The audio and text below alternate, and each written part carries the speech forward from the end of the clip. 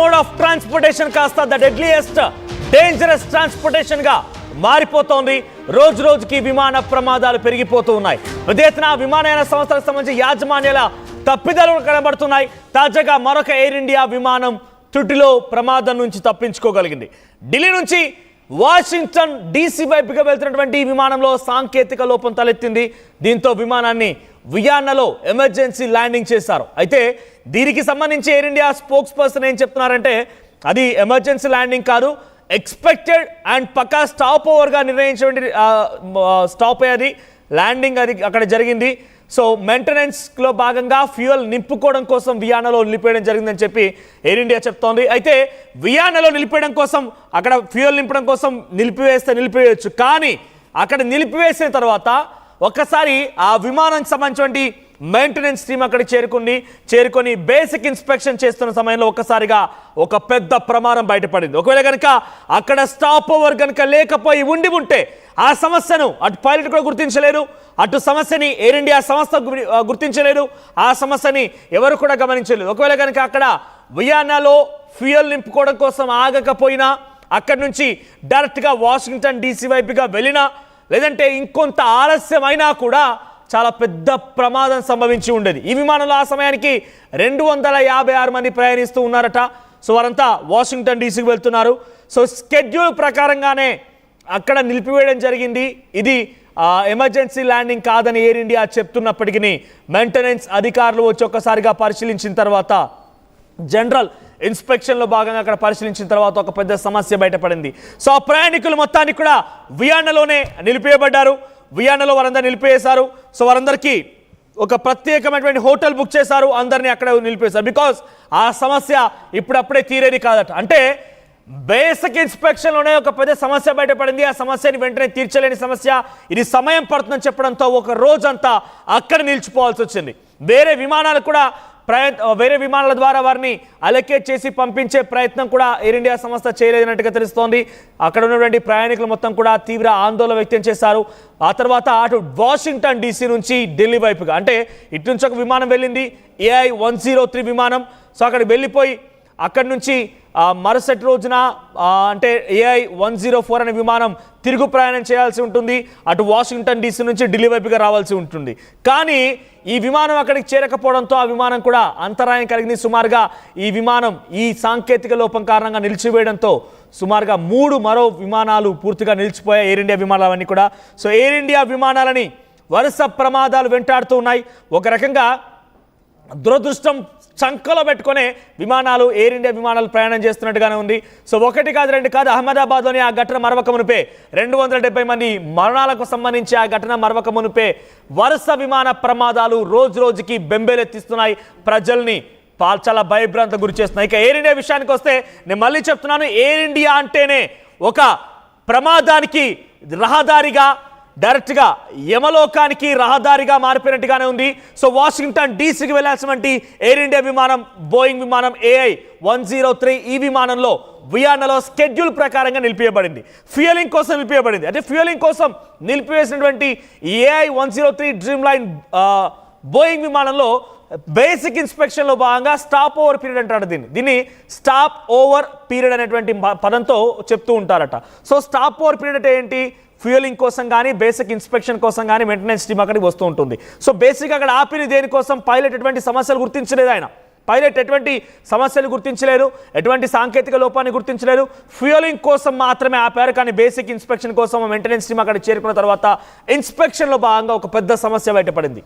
అయితే డైరెక్ట్గా కనుక ఈ విమానం వాషింగ్టన్ డీసీకి వెళ్ళినా ఆ ప్రమాదం సంభవించి పెద్ద ఎత్తున భారీ ప్రమాదం జరిగి ఉండేది, లేదా కొంత ఆలస్యమైన భారీ ప్రమాదం జరిగేది. అయితే మెయింటెనెన్స్ టీమ్ ఆ సమస్యను గుర్తించింది.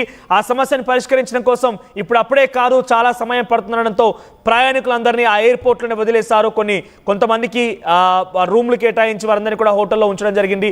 మరికొంతమందిని వేరే విమానాల ద్వారా తరలిద్దామంటే అటువంటి ఆలోచన కూడా చేయకుండా ఎయిర్ ఇండియా విమాన సంస్థ తమని ఇబ్బంది గురి చేస్తుందని చెప్పి ఆ ప్రయాణికులు చెప్తున్నారు. అయితే ఈ విమానం వాషింగ్టన్ డీసీ చేరుకోకపోవడంతో అటు వాషింగ్టన్ డీసీ నుంచి ఢిల్లీ వైపుగా రావాల్సిన మరో విమానం డ్రీమ్ లైనర్ బోయింగ్ AI-104 విమానం కూడా నిలిపివేయబడింది. ఒక్క విమానం సాంకేతిక లోపంతో పెను ప్రమాదాన్ని తప్పించుకోగలిగింది. కానీ దీని కారణంగా సుమారుగా మరొక 4 విమానాలు నిలిపివేయబడ్డాయి. సో వాషింగ్టన్ నుంచి ఢిల్లీ వైపుగా రావాల్సినటువంటి మరో చాలా విమానాలు కూడా పూర్తిగా నిలిపివేయబడ్డాయి. ఢిల్లీ నుంచి వాషింగ్టన్ వెళ్లాల్సినవి, వాషింగ్టన్ నుంచి ఢిల్లీకి రావాల్సినవి చాలా విమానాలు కూడా వరుస విమానాలు కూడా పూర్తిగా నిలిపివేయబడ్డాయి. సో వరుస ప్రమాదాలు ఒకదాన్ని ఒకటి వెంటాడుతూ ఉన్నాయి. ఎయిర్ ఇండియా ఏకంగా ఒక దురదృష్టాన్ని చంకలో పెట్టుకొని తిరుగుతున్నట్టుగా, సమస్యని చంకలో పెట్టుకొని తిరుగుతున్నట్టుగానే కనబడుతోంది. ఎయిర్ ఇండియా వరుస ప్రమాదాలని చవి చూస్తోంది. వరుసగా అనేక ఒడిదుడుకులు ఎదుర్కొంటోంది, ఎదురు దెబ్బలు ఎదుర్కొంటోంది. ఏదేమైనా ఎయిర్ ఇండియా అంటేనే డెడ్లియెస్ట్ మోడ్ ఆఫ్ ట్రాన్స్పోర్టేషన్గా మారిన పరిస్థితి. దీనికి సంబంధించి మరిన్ని అప్డేట్స్తో మా ప్రతినిధి మధు సిద్ధంగా ఉన్నారు. మధు, ఎయిర్ ఇండియా వరుస విమాన ప్రమాదాలు ప్రజల్ని భయభ్రాంత గురి చేస్తున్నాయి. అసలు విమాన ప్రమాదం అంటేనే భయపడుతున్న జనం, దాంట్లో పర్టికులర్గా ఎయిర్ ఇండియా అనే పేరు చెప్తేనే బెంబేలెత్తిపోతున్నారు. బికాస్ అహ్మదాబాద్ ఘటనలో 270 మంది మరణించడం చూసాం. ఆ తర్వాత నుంచి పదుల సంఖ్యలో ఎయిర్ ఇండియా విమానాల్లో సాంకేతిక లోపం తలెత్తోంది. ఇప్పుడు ఈ జరిగిన ఇన్సిడెంట్లో కూడా DGCA, director general of civil aviation అధికారులు కూడా చేరుకొని ఎయిర్ ఇండియా విమానాలు ఇకపైన ఎటువంటి ప్రయాణాలు సాగించాలన్నా మీకు పర్టికులర్గా సర్టిఫికేషన్ ఉండాల్సిందే, మెయింటెనెన్స్ అన్ని రకాలుగా సర్టిఫికేషన్ ఉంటేనే, పక్కాగా 100% అప్రూవల్ ఉంటేనే ప్రయాణం సాగించాలన్నట్టుగా డీజీసీఏ చెప్పినట్టు తెలుస్తోంది. అప్డేట్స్ ఏంటి? ఎయిర్ ఇండియా విమానానికి సంబంధించి ఢిల్లీ టు వాషింగ్టన్ ఎటువంటి అప్డేట్స్ ఉన్నాయి?